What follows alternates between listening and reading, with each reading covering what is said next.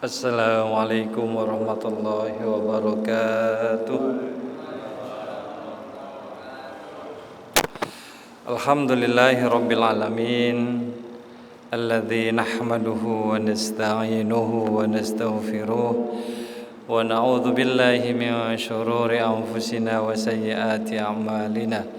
May yahdihillahu fala mudhillalah wa may yudlil fala hadiyalah. Asyhadu an la ilaha illallah wahdahu la syarika lah wa asyhadu anna Muhammadan abduhu wa rasuluhu alladzi la nabiyya wa la rasula ba'dah.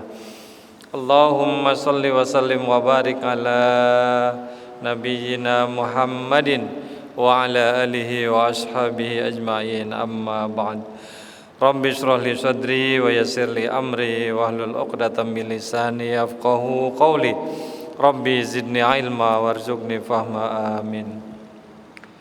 Jamaah Masjid Al-Qahinur yang dirahmati oleh Allah Subhanahu wa taala, wabil khusus para orang tua kita, para guru kita, para hujaj, takmir masjid, pimpinan persyarikatan, tidak menyebut nama, tidak mengurangi ta'zim saya, insyaallah kita semua dalam lindungan Allah Subhanahu wa taala. Alhamdulillah, puji syukur kita panjatkan kehadirat Allah. Di kesempatan malam hari ini kita bisa kembali bermuajahah dalam keadaan sehat walafiat, terjauh dari berbagai macam penyakit insya Allah, dan terjauh dari berbagai macam mara bahaya, amin ya rabbal alamin.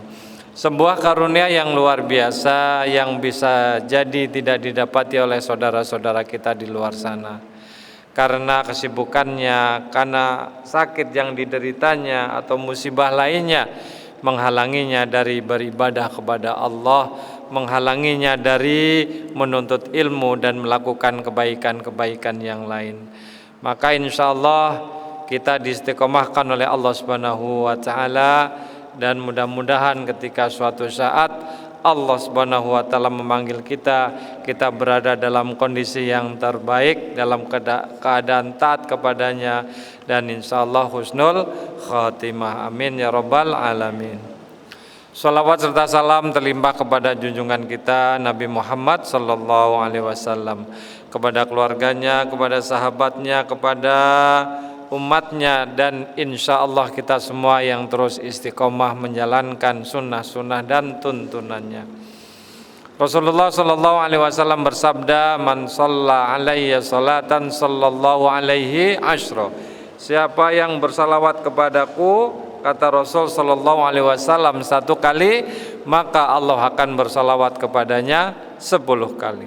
Maka sebagai wujud cinta kita kepada beliau sallallahu alaihi wasallam, kita memperbanyak membaca sholawat. Insyaallah siapa yang senang membaca sholawat Nabi, insyaallah akan mendapatkan syafaatnya di yaumil qiyamah kelak nanti, amin ya rabbal alamin.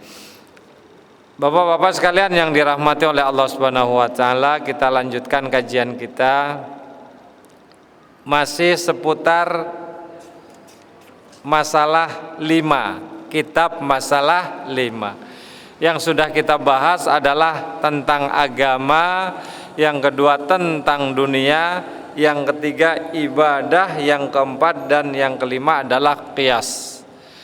Agama dan dunia sudah kita bahas. Yang kita bahas di kesempatan kali ini insyaallah tentang ibadah. Ya, tentang ibadah. Jamaah sekalian yang dirahmati oleh Allah Subhanahu wa taala, al-ibadah. Kita tentunya paham semua apa yang dimaksud dengan ibadah. Ya. Ibadah adalah prosesi upaya kita untuk terus mendekatkan diri kepada Allah Subhanahu wa taala. Maka di sini disebutkan al-ibadatu hiya at-taqarrubu ilallahi bimtitsali awamirihi wajtinabi nawahihi wal amali bima adzina bihi syari'.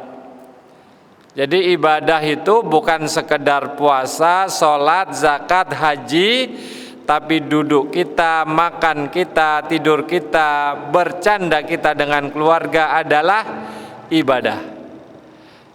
Jadi di sini disebutkan upaya mendekatkan diri kepada Allah Subhanahu wa taala.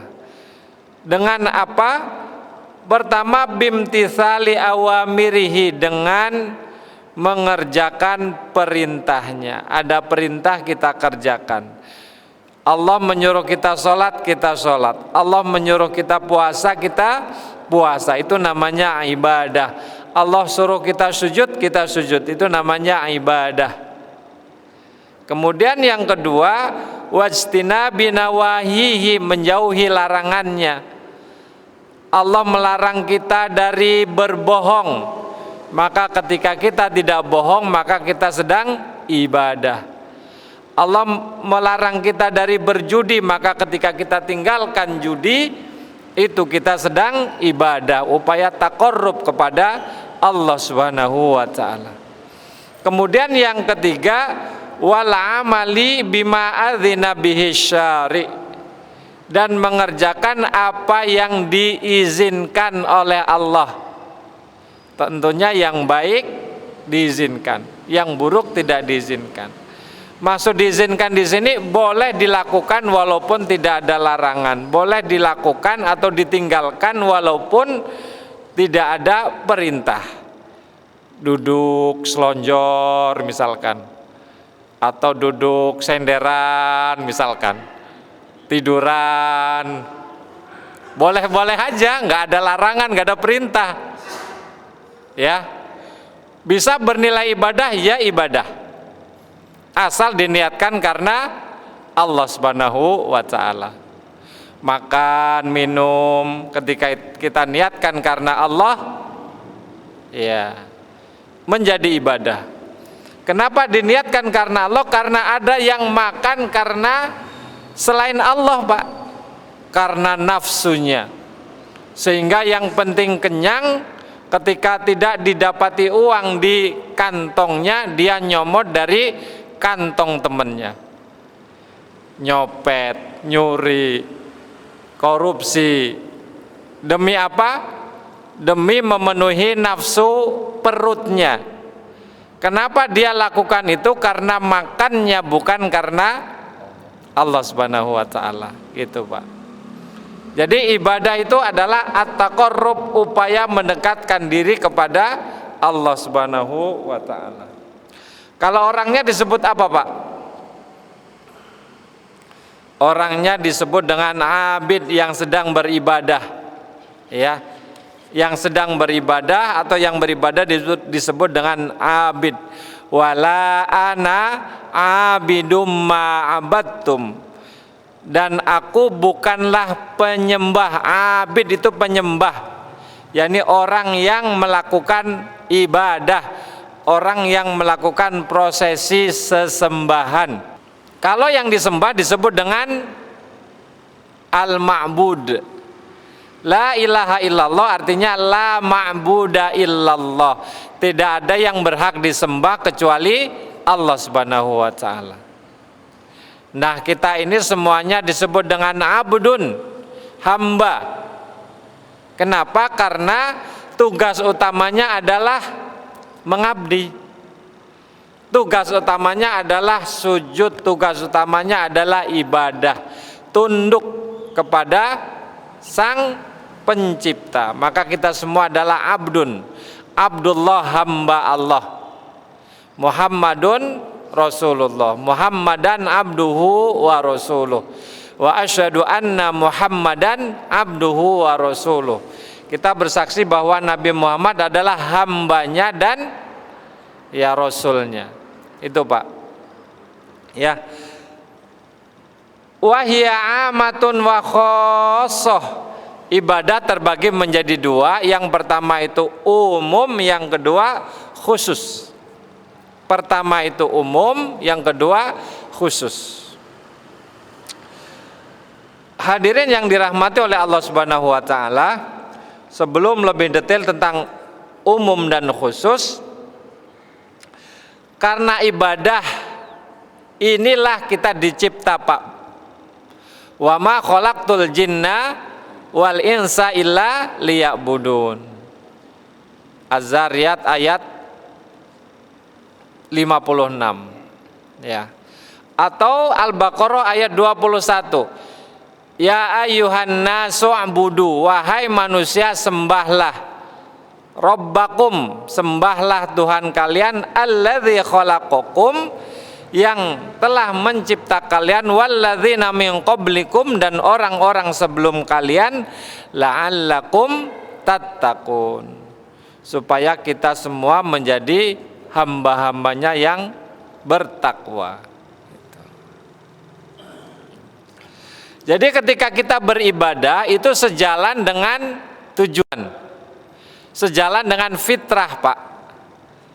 Dan fitrah ini menjadikan kita mulia.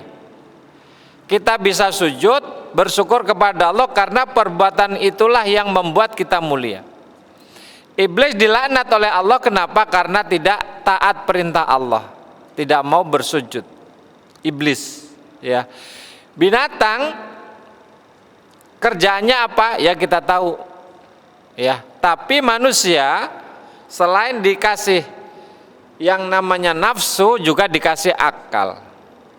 Supaya apa? Supaya bisa terus memaksimalkan potensinya ibadah. Tapi seringkali manusia terbawa nafsu sehingga tidak mau ibadah. Iya. Dengar suara azan Allahu Akbar, ngantuk, ya.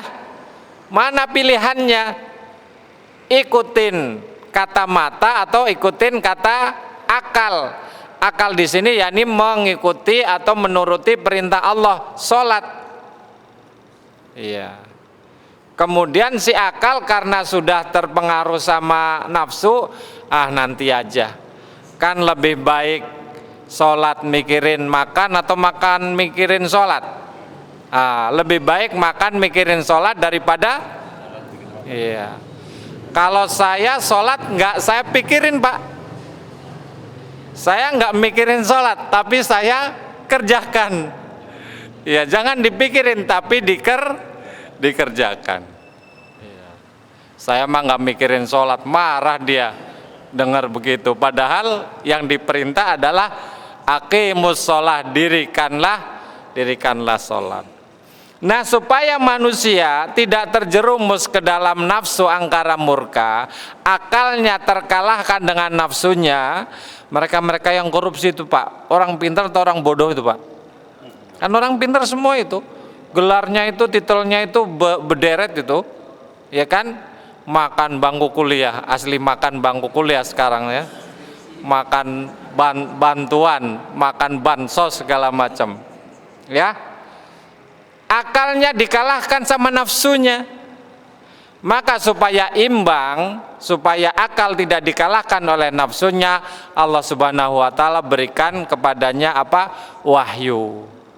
Melalui Nabi Muhammad SAW, ya, dalam bingkai agama Islam. Di agama inilah diatur yang namanya larangan, yang namanya perintah. Itu, Pak. Ya, karena seringkali innan nafsa la ammaratum bisu, hawa nafsu seringkali ya mengarah kepada yang buruk-buruk begitu. Nah, terkait dengan hawa nafsu ini perintahnya bukan untuk dimusnahkan, Pak. Maka kalau ada orang yang ingin tidak mau punya keturunan dengan cara dikebiri, divasektomi dan lain-lain sebagainya, tidak boleh, Pak. Laki-laki misalkan dikebiri, dioperasi, namanya vasektomi, nggak boleh, Pak. Walaupun sekarang boleh karena nggak dipotong tapi diikat. Jadi kalau suatu saat ingin punya anak lagi, dioperasi lagi, dibuka lagi. Tapi kalau yang dipotong itu tidak boleh. Ya. Jadi nafsu itu bukan untuk dikebiri, bukan untuk dihilangkan, tetapi diatur, dimanage.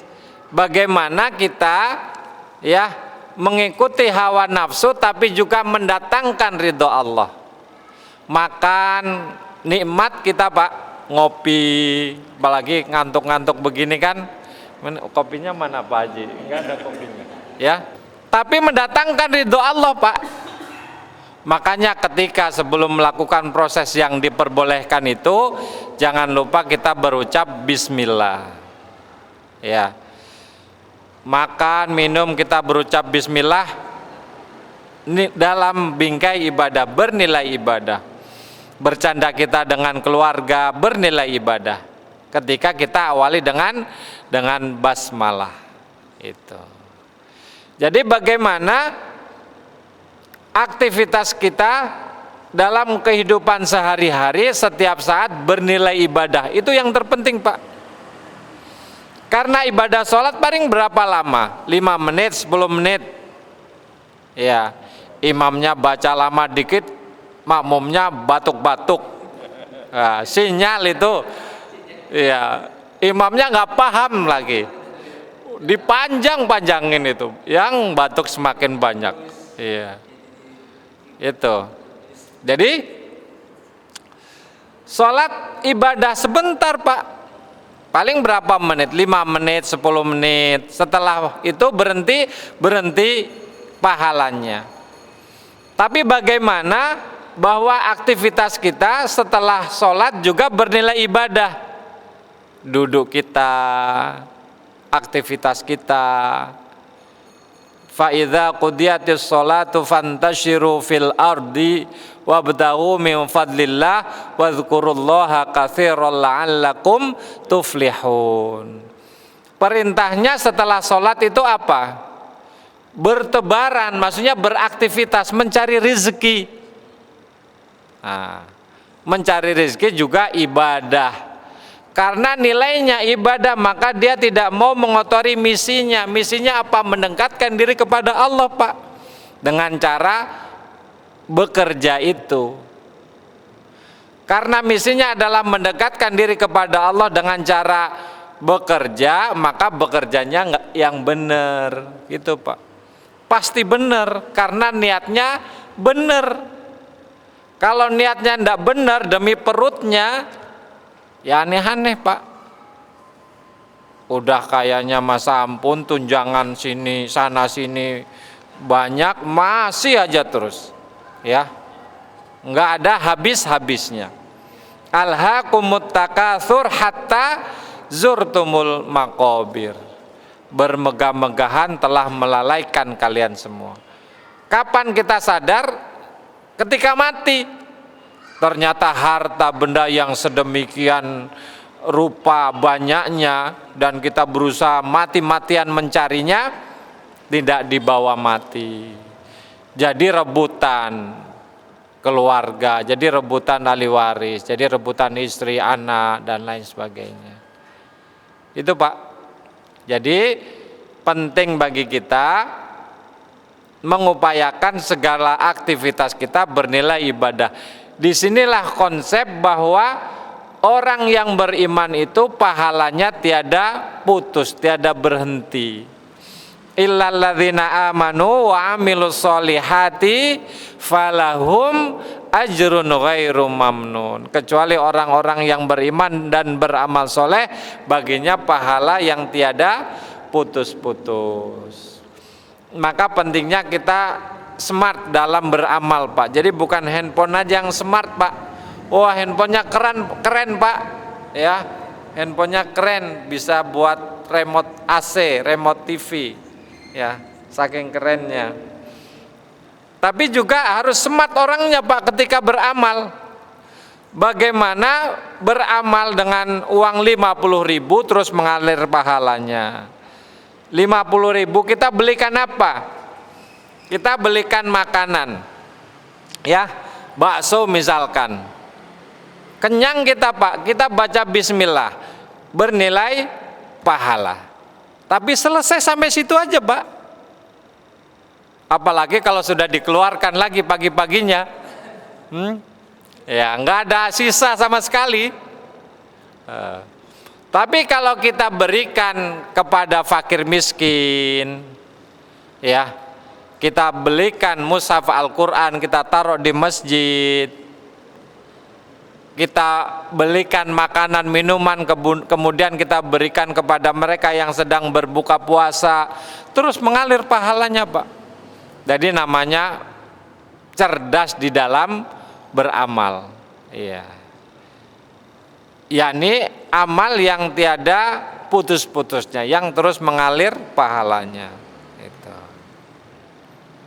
Wahya amatun wa khosoh, bahwa ibadah itu ada yang umum, ada juga yang khusus. Umum itu ya umum, Pak, amah umum, segala aktivitas kita. Kemudian yang khosoh atau mahdoh, yang khusus. Yang khusus maksudnya yang sudah ditentukan, ditetapkan, dijelaskan tata caranya, dan tidak dibutuhkan kreasi di situ, Pak. Sholat zuhur 4 rakaat, sholat maghrib 3 rakaat, sholat subuh 2 rakaat. Karena saya masih semangat, saya sholat maghrib 4 rakaat misalkan, tidak bisa, Pak. Nggak sah, karena menyalahi ketentuan. Itu, Pak. Jadi khosoh, khusus atau mahdoh.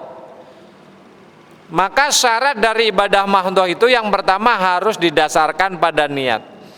Jadi niat fungsinya yang pertama membedakan antara aktivitas yang bernilai ibadah sama yang tidak bernilai ibadah.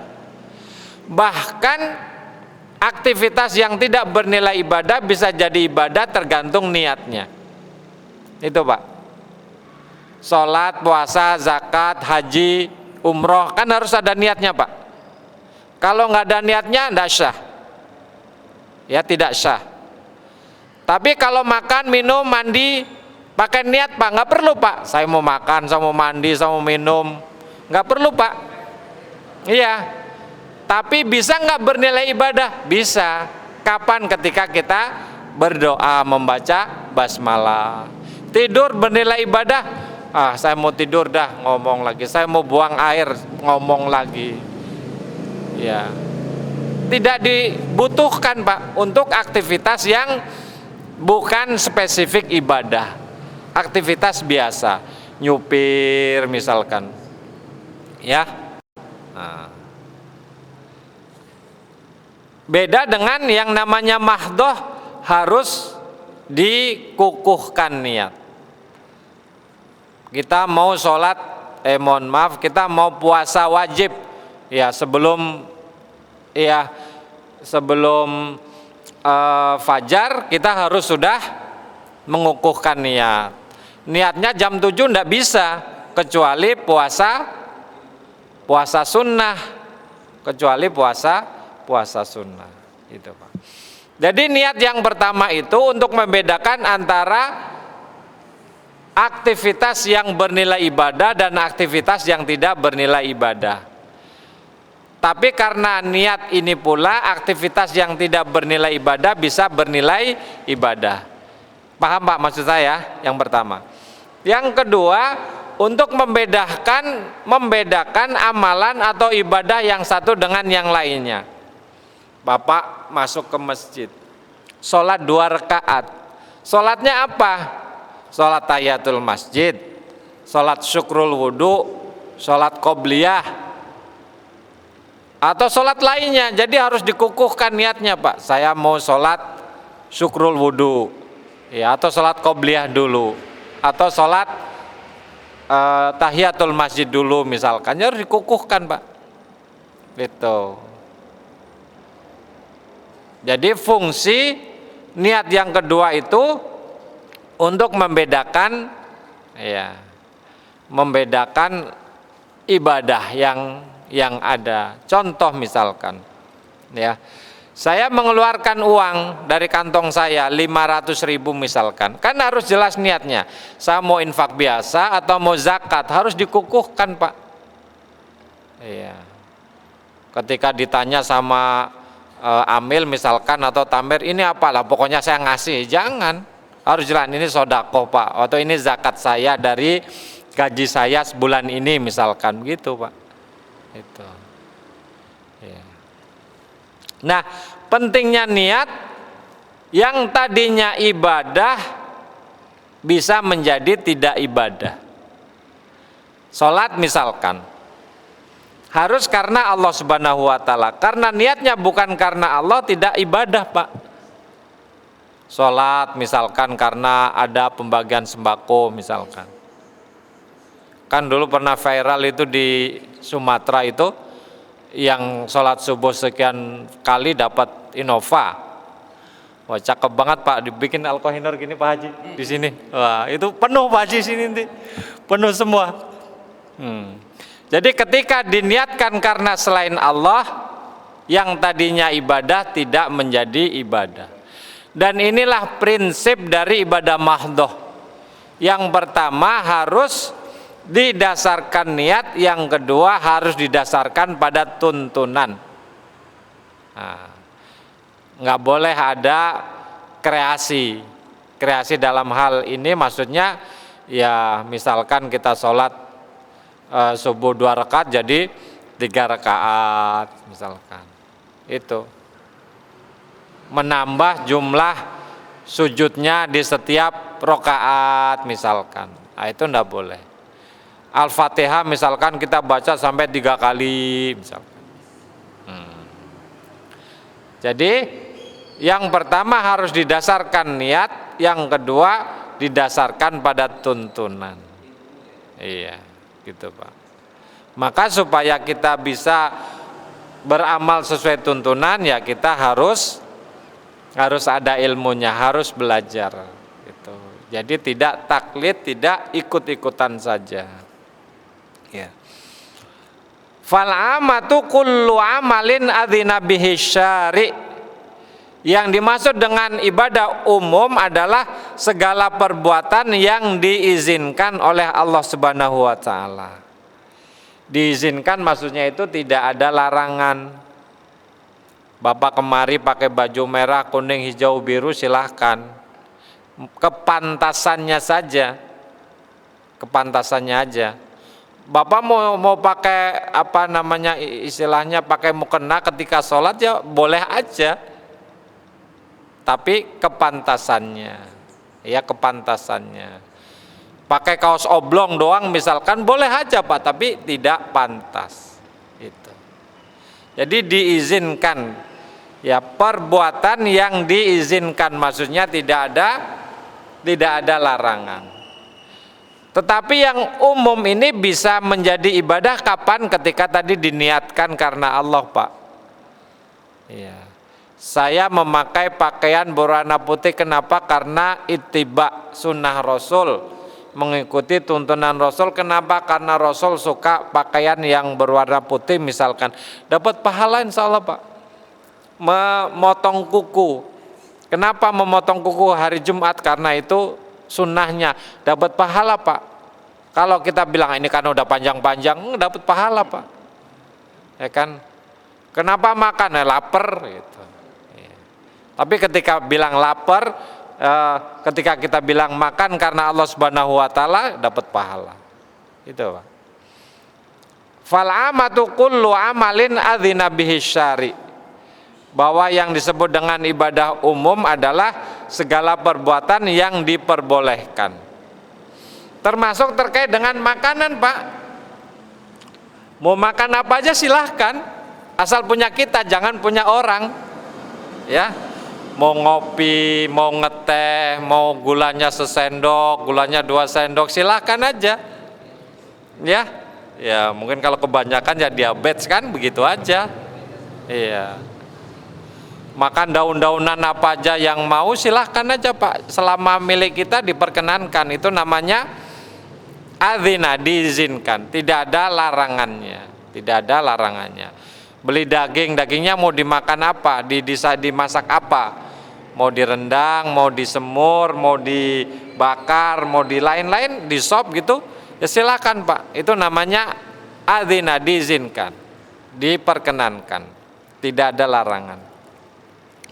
Wal khosatu ma haddadahu syari', ya fiha bijuz'iyatin wa hayatin wa kaifiyatin mahsusah. Nah ini yang ibadah khosoh ini Pak. Apa yang telah ditetapkan oleh Allah, contohnya puasa Ramadan. ditetapkan waktunya kapan di bulan Ramadan. Ya. Akan perincian-perinciannya, misalkan tentang syarat wajib puasa Ramadan, syarat sah puasa Ramadan ditetapkan, Pak. Ya, ditetapkan, ditentukan. Tingkah dan cara-caranya yang tertentu. Jadi yang khusus ialah apa yang telah ditetapkan Allah, akan perincian-perinciannya, maksudnya terperinci. Tingkah dan cara-caranya yang tertentu, maksudnya kaifiat tata caranya. Ya. Sujud misalkan, tata caranya sudah dijelaskan oleh Rasulullah Shallallahu Alaihi Wasallam. Ada 7 anggota yang harus nempel.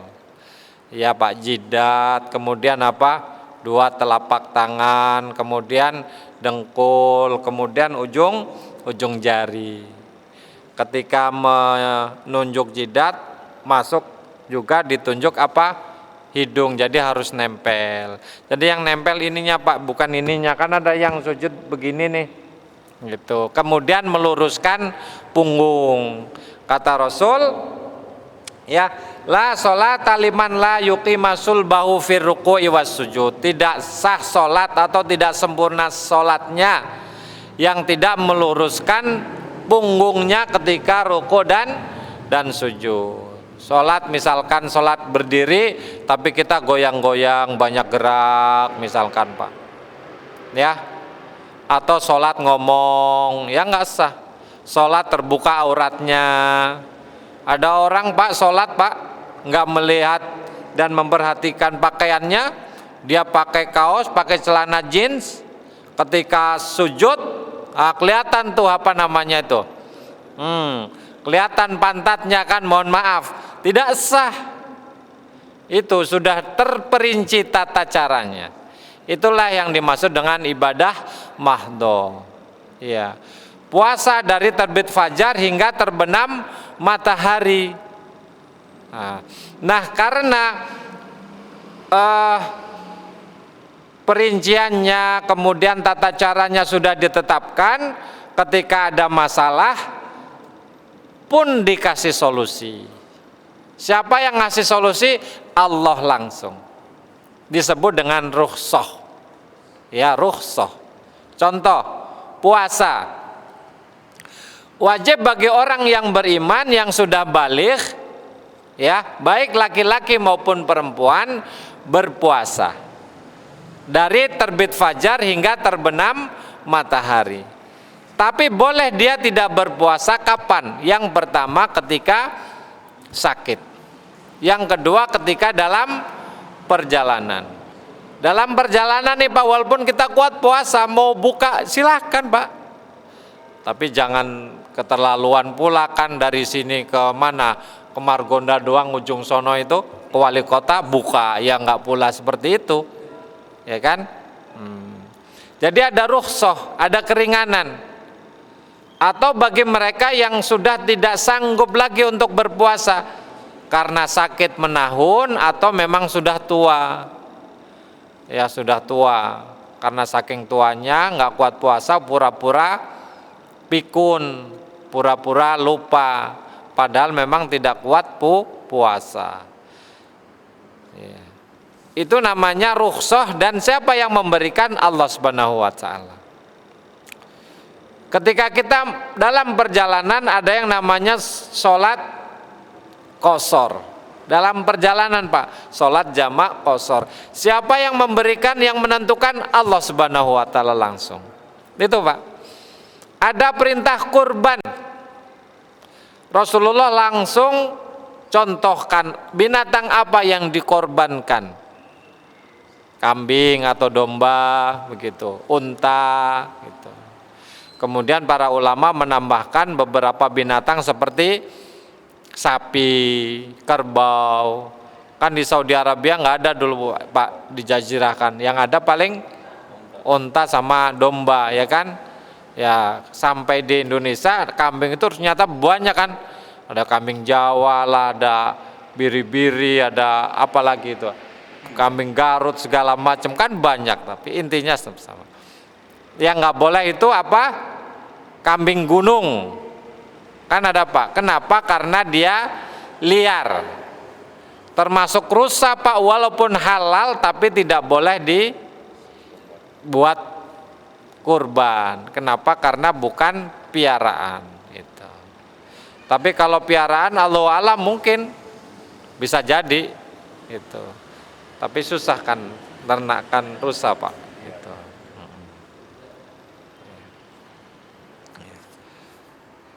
Diulang, wal khosotu, yang dimaksud dengan ibadah khusus adalah mahaddadahu syari, yang sudah ditentukan, ditetapkan atau diberikan batasan oleh Allah Subhanahu wa taala. Fiha bijuz'iyatin, dengan terperinci. Ya, wahai atin wa kaifiyatin makhsusoh. Ya. Tingkah dan tata caranya yang sudah tertentu. Jadi tidak perlu kita kreasi Pak. Tidak perlu kreasi.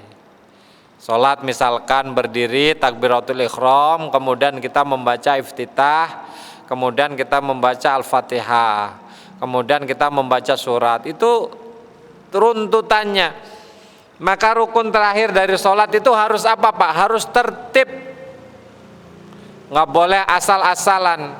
Harus tertib dari takbiratul ihram hingga salam. Pun demikian dengan berwudu, ya. Tata caranya sudah dijelaskan di dalam ayat suci Al-Qur'an dan juga dicontohkan secara gamblang oleh Rasulullah Shallallahu Alaihi Wasallam. Ya. Itulah yang disebut dengan ibadah khusus atau ibadah mahdhah. Nah, banyakan mana Pak? Ibadah khusus atau ibadah umum? Banyakan mana? Ibadah umum Pak. Ibadah khusus paling apa Pak? Sholat, syahadat ya, syahadat, sholat, puasa, zakat, haji, apalagi kurban, apalagi Pak? Kurban misalkan dengan ayam misalkan, ya, tapi banyak Pak gitu, ya aneh-aneh aja. Akikah misalkan, tuntunannya kan kalau bayi laki-laki dua ekor kambing ya, bayi perempuan cukup 1 ekor. Kemudian dia sanggup 8 ekor misalkan, boleh nggak Pak? Gitu. Ya ketentuannya 2 atau 1. Kalau mau lebih ya insya Allah menjadi sodako. Tapi jangan diakal-akalin Pak. Karena tetangga saya nggak doyan kambing, maka saya ganti dengan ayam. Kemudian dibilang akikah, jangan pula Pak. Ya sedekah aja gitu, ngasih makan aja gitu. Iya. Ya. Jadi yang banyak itu yang umum. Termasuk mendirikan masjid, berorganisasi, berkeluarga, jual beli, bekerja, membantu fakir miskin. Itu semuanya ibadah. Maka ketika kita dalam ibadah, aktivitas kita semuanya ibadah, maka kita berada di dalam fitrah kita. Kenapa? Karena fitrah kita ini ibadah Pak, bukan untuk menyembah selain dari Allah Subhanahu wa taala. Maka ketika seseorang beraktivitas karena selain Allah, atau bahkan secara spesifik menyembah selain Allah Subhanahu wa taala, maka rusak fitrahnya. Ya, rusak fitrahnya. Menyembah berhala misalkan, menyembah hawa nafsunya. Ya. Afamanittaba'a ilahahu hawahu. Bagaimana menurut kamu terhadap orang-orang yang menjadikan hawa nafsunya itu sebagai Tuhannya? Yaitu tadi Pak, yang korupsi segala macam itu kan menuhankan hawa nafsunya. Ya. Itu Pak, dibela-belain. Betul. Maka sekali lagi kita bersyukur kepada Allah Subhanahu wa taala dimudahkan beraktivitas yang aktivitas itu bernilai ibadah.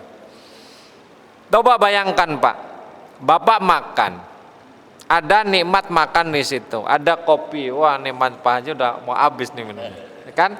Tapi juga Allah ridho dapat pahala Pak, apa nggak baik banget Allah loh Pak.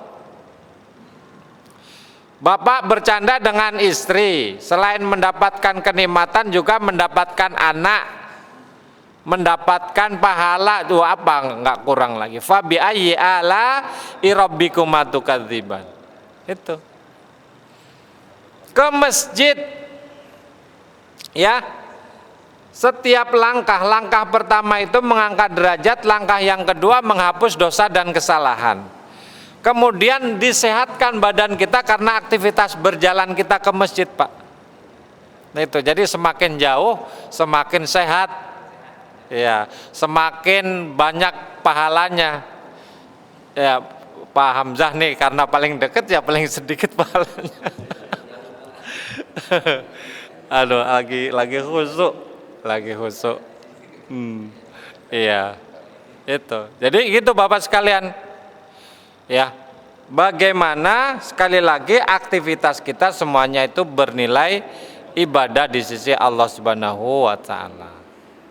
Prinsipnya diniatkan karena Allah Subhanahu wa taala.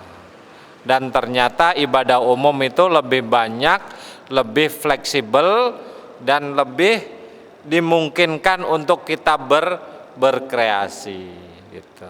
Contoh misalkan tidur kan nikmat Pak, apalagi capek tidur, apalagi kasurnya empuk, AC, waduh, nah nikmat luar biasa ya, apalagi ada temennya ya gitu. Ya,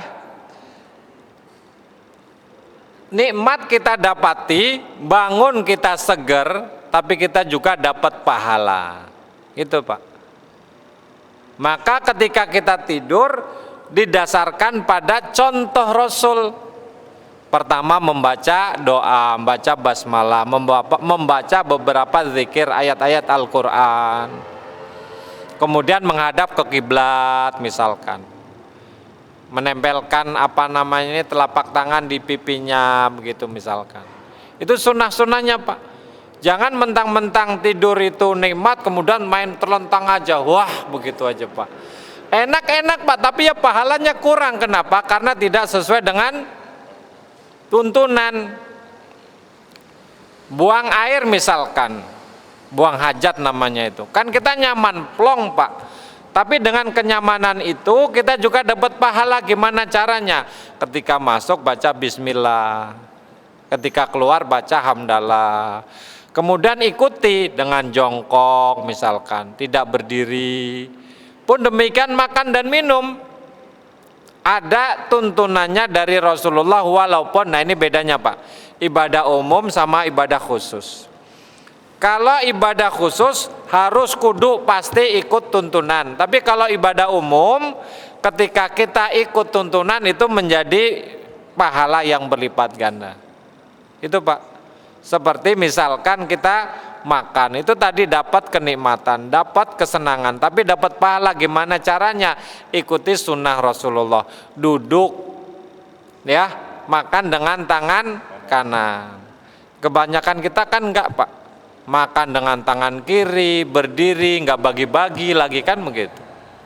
Apalagi kalau menghadiri undangan, undangan perkawinan udah kursinya jarang, ya ngantri, nggak habis, mubazir kan pokoknya, aduh banyak subhatnya Pak, beneran. Makanya Bapak kalau lagi ngadakan pesta banyakin kursinya itu Pak.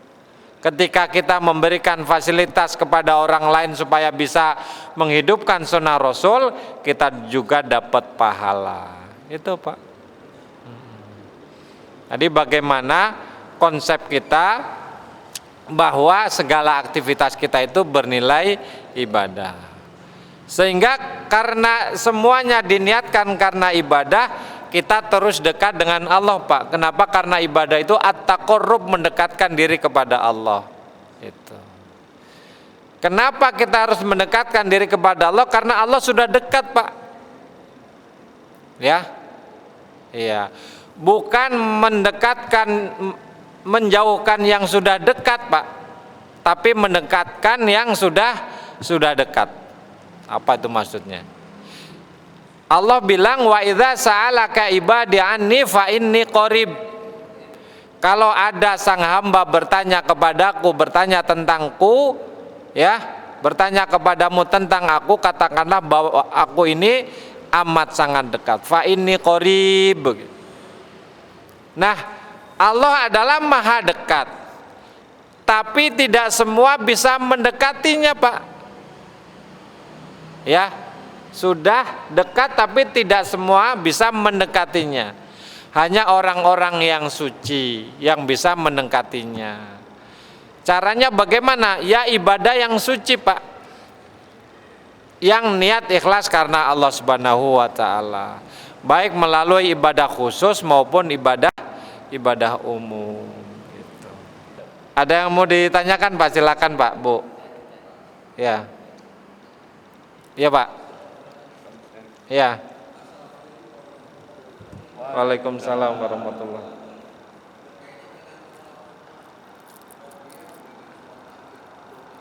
Iya.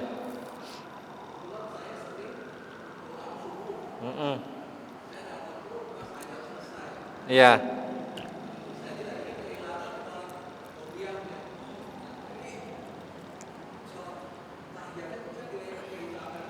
Iya.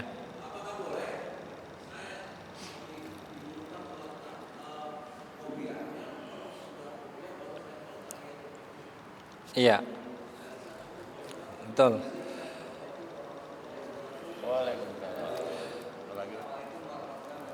Iya. Iya. Hmm. Jadi ibadah kaitan ibadah dan abdu minallah hubungan manusia kepada Allah, ibadah dunia abdu minannas hubungan manusia sesama manusia. Iya. Nah, kaitan dengan kedua jurnal vertikal ini Pak Kiai, Pak Ustaz, abdu minannas ini apakah ada doa yang paling menarik ketika kepada saudara Rasulullah jadi hubungan kita menjaga amanah buat sesama manusia itu baiknya bagaimana Pak Kiai itu? Iya. Iya.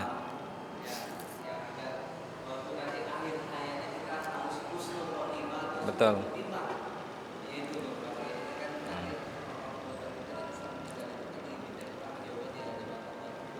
Tipsnya gimana tuh Pak Kiai? Iya.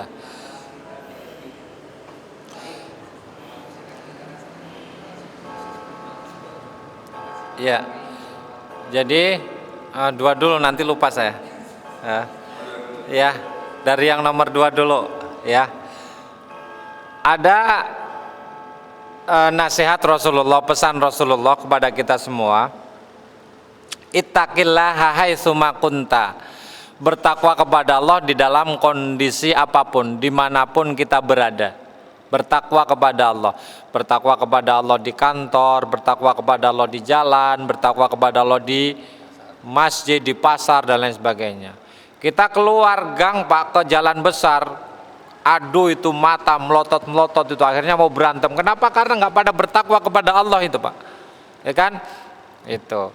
Jadi ittaqillaha haitsu ma kunta. Yang kedua, wa atbi'is sayyi'atal hasanata tamhuha. Iringi perbuatan buruk dengan perbuatan baik, maksudnya bukan habis maling, ya uang yang didapat sebagian buat sedekah, bukan itu. Ya kan? Iya. Tapi ketika kita melakukan kesalahan, segera bermohon ampun kepada Allah Subhanahu wa taala, kemudian memperbanyak ibadah atau amal soleh, itu maksudnya. Kemudian yang ketiga, wa kholiqin nasa bi khuluqin hasanin. Berakhlak yang baik kepada manusia. Itu, Pak. 3 hal ini penting untuk terus kita gelorakan dalam rangka apa? Menjaga hubungan kita dengan Allah dan hamba-hambanya. Jadi hablum minallah, hablum minan nas. Sehingga setiap aktivitas kita senantiasa bernilai ibadah. Dan satu lagi prinsipnya adalah ketika kita menolong itu ta'awun, ya, dalam hal kebaikan dan takwa. Wa ta'awanu 'alal birri wat taqwa wa la ta'awanu 'alal ismi wal udwan. Karena ada orang yang tolong menolong tapi dalam keburukan, korupsi berjamaah, ya kan? Begitu. Manipulasi hukum berjamaah, begitu. Repot jadinya. Gitu, Pak. Kemudian pertanyaan pertama terkait dengan niat dengan ibadah sholat sunnah, mana yang didahulukan? Pertama terkait dengan sholat sunnah qobliyah subuh, ya kan kita bicara qobliyah subuh ya Pak. Itu kata Rasul khairum minad dunya wa ma fiha, raqatal fajri khairum minad dunya wa ma fiha. Bahwa sholat sunnah 2 rakaat fajar itu lebih baik daripada dunia seisinya. Itu, ya. Keutamaannya di situ. Sementara sholat tahiyatul masjid juga dituntunkan, disunahkan, dianjurkan oleh Rasul Shallallahu Alaihi Wasallam. Antara lain dengan hadisnya bahwa kita itu diminta untuk memperbanyak sujud, maksudnya memperbanyak sholat. Ya, memperbanyak sholat, maksudnya di sini sholat sunnah. Karena sholat yang kita lakukan, sujud yang kita lakukan, dengan sujud yang kita lakukan Allah mengangkat derajat kita. Dengan sujud yang kita lakukan Allah akan mengampuni dosa-dosa dan kesalahan kita. Maka dilihat waktunya Pak, dilihat waktunya. Kalau masih jauh waktunya, masih memungkinkan kita untuk melakukan sholat sampai 4 rakaat, ya tahiyatul masjid dulu, kemudian sholat qobliyah. Kalau masih ada waktu, ya bisa sholat lagi yang lain, sholat mutlak namanya. Tapi kalau mepet waktunya Pak, mungkin cukup buat 2 rakaat, ya kita maksimalkan sholat qobliyahnya. Insya Allah dengan sholat qobliyah itu, sholat sunnah tahiyatul masjid juga tercover atau terpenuhi. Karena inti dari sholat tahiyatul masjid itu adalah sholat apa? Menghormati masjid. Maksudnya apa? Jangan sampai kita melakukan aktivitas lain kecuali diawali dengan sholat. Maksudnya aktivitas yang utama, yang pertama duluan sebelum lain-lainnya itu adalah sholat. Itu maksud tahiyatul masjid di situ. Nah, dengan kita niatkan diri menunaikan sholat qobliyah, maka insya Allah sholat tahiyatul masjid juga terpenuhi atau tercover gitu Pak. Itu. Namun kalau ada keleluasan waktu lebih luang, ya bisa ditunaikan sholat misalkan tahiyatul masjid, kemudian syukrul wudu, kemudian sholat qobliyah gitu Pak. Iya. Apa Bang? Ya. Kita tahu kalau ibadah itu terus ada step by stepnya Pak. Iya. Ketika ibadah kita diterima, Iya. harus diperbaiki dulu Pak Ustaz. Iya. Contohnya begini. Kita tahu bahwa ibadah itu sudah dicontohkan oleh Rasulullah SAW. Benar. Nah, tapi kenapa kita contoh yang paling sering tata cara berwudu? Iya. Ya kan? Kalau di Muhammadiyah itu kan basuh kepala sekali. Iya. Itu enggak Pak? Betul. Ya. Kan di situ dikatakan bahwa basuhlah 3 kali. Tapi orang banyak memakai 3 kali. Ya betul ya Pak ya. Iya. Nah, maksud saya begini. Kita perbaiki dulu di mana di wudunya dulu. Pasti kalau udah benar, seluruh ibadah yang dilakukan pada saat itu juga benar, betul nggak Pak? Betul. Nah, pertanyaannya gini Pak, kita harus mengikuti yang ada istilah gini, biasakan benar bukan membiasakan yang benar. Iya. Maksudnya apa Pak Ustaz? Iya. Jadi membiasakan yang benar bukan membenarkan yang biasa. Seringkali kita kan membenarkan yang biasa. Ya, saya begini karena diajarin begini.